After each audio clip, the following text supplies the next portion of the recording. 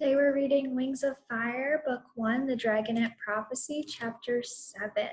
So the dragons just decided that Clay is going to need to go down this river where he might not be able to breathe, and they don't know where it goes, but they're hoping it leaves the caves. Remember, these dragonets have never left. They've always lived underground. They've never been above ground. They've lived underground their whole life.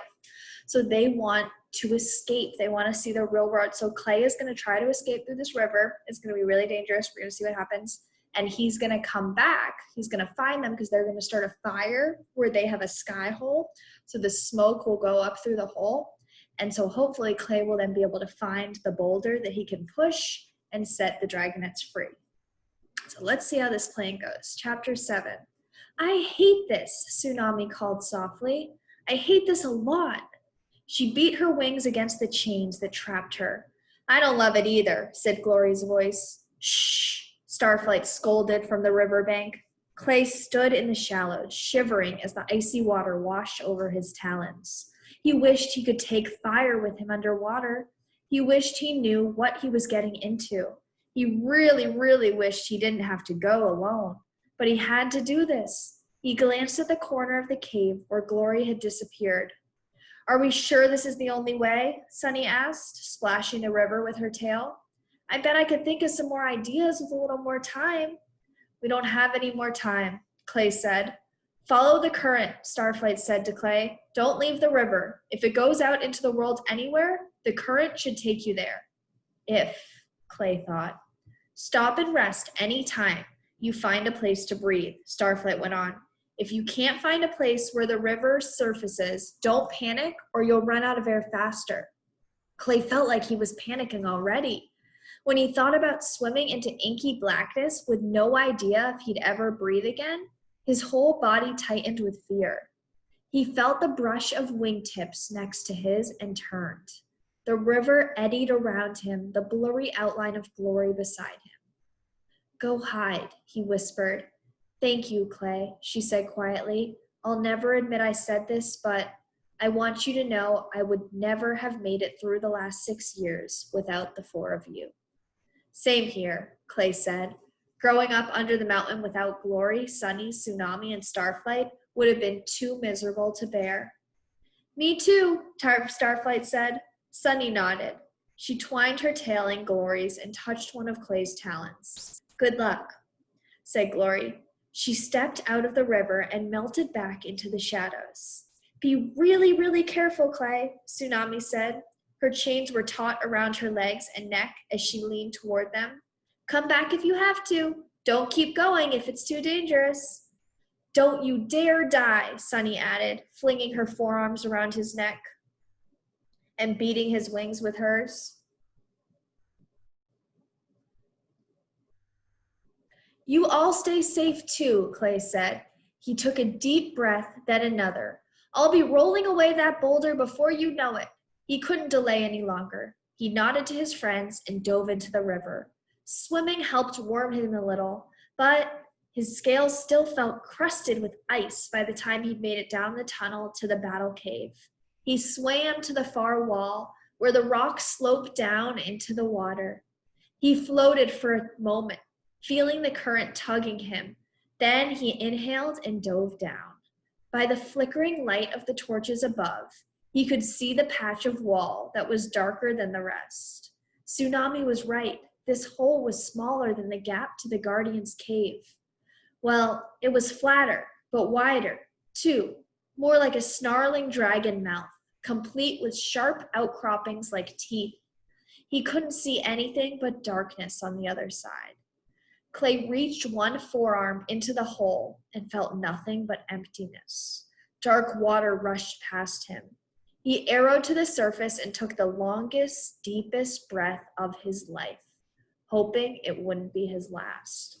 The water closed over his head in an awful, final kind of way. He tried not to think about that.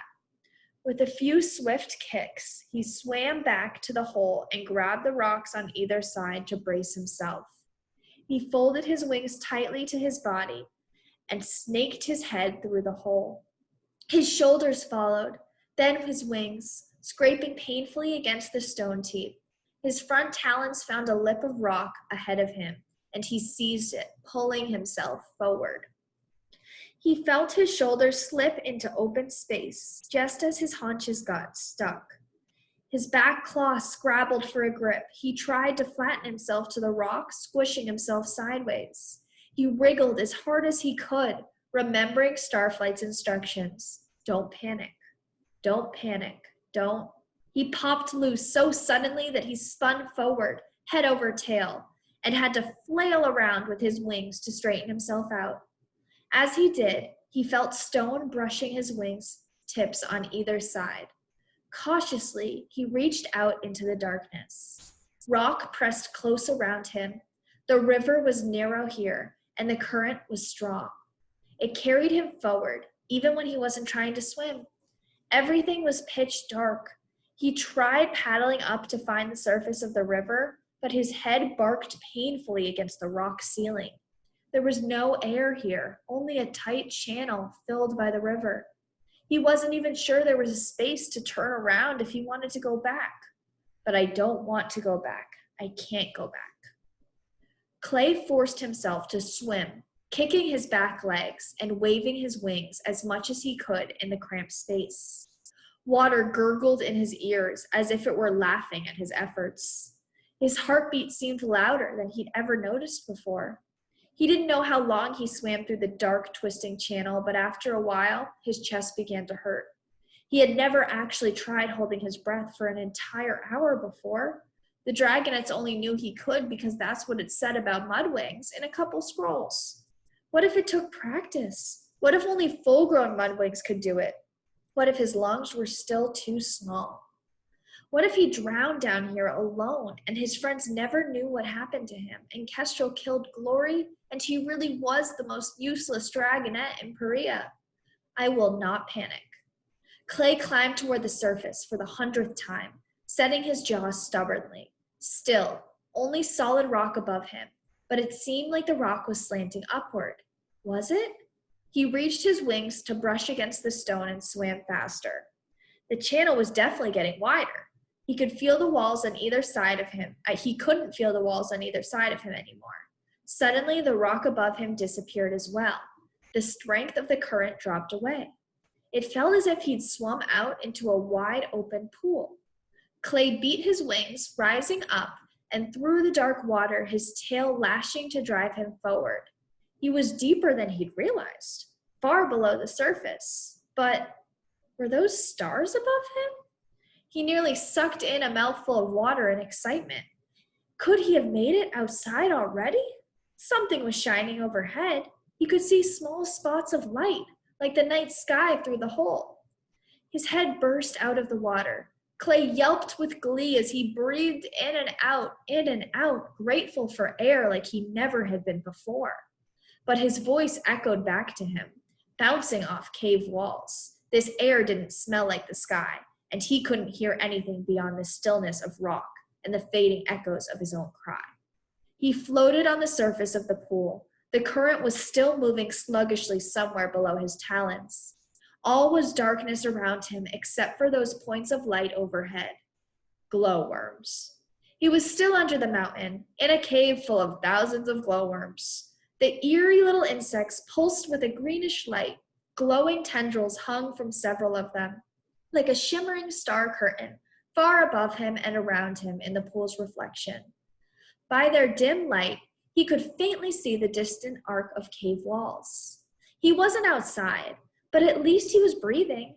He followed Starflight's advice, resting for as long as he dared. It was so cold in the water that he couldn't feel the tip of his tail or the outer ridge of his wings.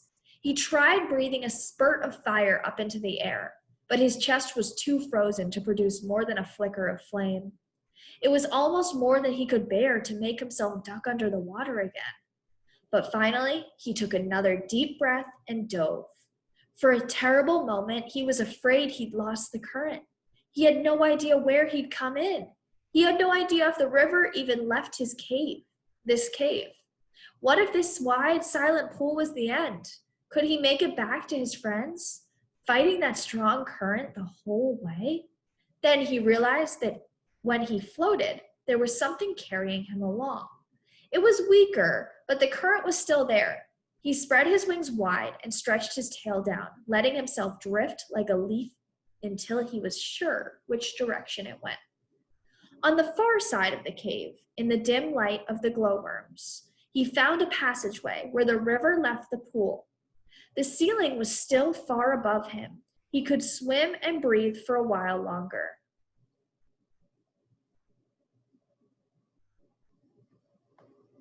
Clay beat his wings to push himself forward through the water. It was peaceful and creepy at the same time, with all those starworms glowing overhead like a million burning eyes. But it was much preferable to solid rock, complete darkness, and no air.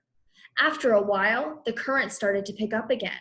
Clay's wings brushed against rocks jutting out of the river, and the glowworms were fewer and farther between. The darkness seemed to press down, like Kestrel crushing him during battle training. And then he heard the roaring. Clay's ears picked up. Was it dragons? His first thought was that he was hearing Kestrel roaring in fury as she discovered she had lost Glory and Clay.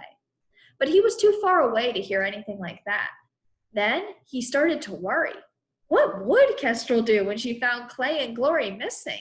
Would she punish the others, especially Tsunami, all chained up and unable to fight back? He was so distracted, worrying about his friends, that it took him a while to notice that the roaring was getting louder. Suddenly, he bashed into a boulder sticking out of the river. Reeling with pain, Clay spun in the water, flailing for a hold on something.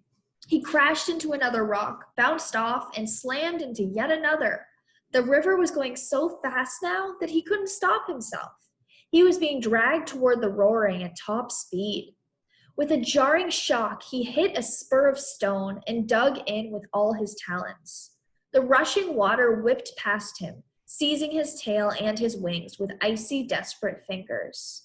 Clay fought his way out of the river until finally he stood, gasping on bare rock. He swept his tail around, trying to feel how big a rock he was standing on.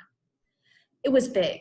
It stretched farther than he could reach. He edged forward until he was sure he was standing on the bank of the river. A slow slope behind him rose away from the water. He could feel a small trickle of a stream bubbling down the slope, joining the river near his talons. Clay dropped his head, trying to think. Now that he was out of the water, the cold was penetratingly deep. It coiled and twisted around his bones. He coughed, hoping to summon a flame, but it was no use. Some dragons carried fire within them always. A skywing or a nightwing could blast flames anytime. Sea wings and ice wings could never breathe fire, but others, like mudwings, needed the right conditions, warmth most of all. Remembering all his fire-breathing failures, Clay could hear Kestrel's scornful voice hissing about what a disappointment he was. Not this time, he thought. I will figure this out. He could guess what the roaring was, although he had never seen a waterfall. And he certainly didn't want to experience one for the first time in total darkness. Even if he could fly over it, without his sight, he'd be sure to run into something and crash. But he couldn't leave the river, could he? Clay set one claw in the trickling stream and was surprised to find it was a little warmer than the river. Where did it come from? Up? Surely meant closer to the surface and the outside world. He inhaled, hoping to catch the scent of the outside, but the only faint smell was of rotten eggs. He set his jaw. The stream had to lead somewhere. Somewhere not over a waterfall. Clay spread his wings to feel the cave walls and crept up the stream, slipping now and then on the slick stone. Soon he felt a ledge ahead of him. He climbed over it and splashed into a deeper pool. The rotten egg smell was much stronger up here. He tried to wade forward, and the water crept up his legs. Suddenly, he felt a stinging pain slice through the softer scales of his underbelly. With a hiss, he scrambled back up on the ledge. His wings caught on something sticky overhead, and he felt the same sharp pain shivering through his tendons. He pulled his wings in close to his body, quickly, but the stickiness came with it and suckered onto his scales like enormous globby leeches. It felt like the poison in Dune's tail stabbing him in 1,000 places, dissolving his skin from the inside out. Clay let out an agonized yell and tried to stumble back down the slope to the river, but he'd lost the feel of the stream under his claws. He was stumbling blind over bare rocks, frantic to escape the pain. He lunged toward the sound of the waterfall. His head collided with something hard that knocked him to the cave floor. As he lost consciousness, his last thought was, I failed them. Oh no, so Clay sounds like he is really hurt. He's passed out. He lost consciousness. So it's like he's asleep. He passed out. So hopefully something happens where Clay is able to wake up and still get out of this stream and get above ground to the real world. We will see. Thank you for listening.